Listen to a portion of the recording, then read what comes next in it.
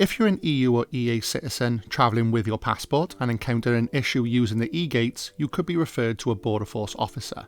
At the Border Force desk, you will be asked to hand your passport to the Border Force officer, where they will scan your passport to verify your EU settlement scheme status or pending EUSS application.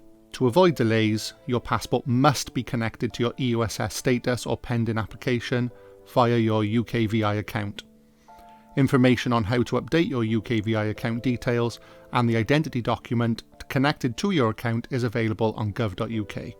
If you have a valid pending application to the EUSS made on or after the 1st of July 2021, you may also be asked for proof that you were resident in the UK before the 31st December 2020.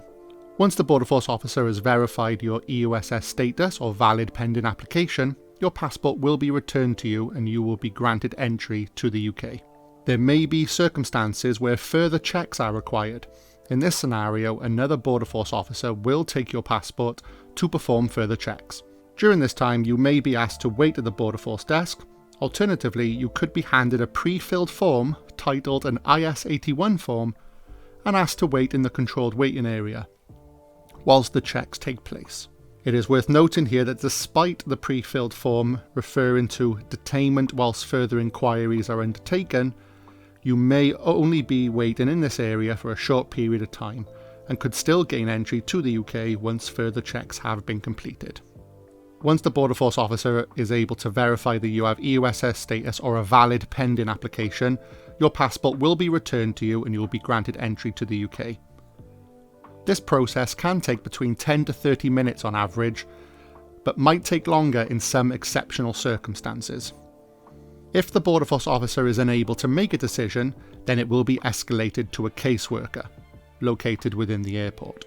If you haven't already been given a pre-filled IS-81 form and asked to take a seat in the controlled waiting area, the Border Force officer will now provide you with this and ask you to do so. Whilst in the waiting area, you may be asked some follow-up questions and for documentation, physical or digital, so that the caseworker can understand your case fully. There is no average time frame for this particular process, but in exceptional circumstances, you could be waiting for over an hour. Once the caseworker is satisfied with the additional information and/or documents, you will be escorted from the waiting area to gain entry to the UK. It is possible that due to issues in finding your EUSS status or pending application, your passport may be stamped to grant you temporary entry to the UK. The stamp may state you can only enter the UK for 3 to 6 months and that you are unable to work during that time. However, if you are able to prove your EUSS status or certificate of application whilst in the UK, this will supersede the stamp in your passport. If the caseworker is unable to make a decision after obtaining additional information from you, then you could be escorted to one of the interview rooms away from the airport floor.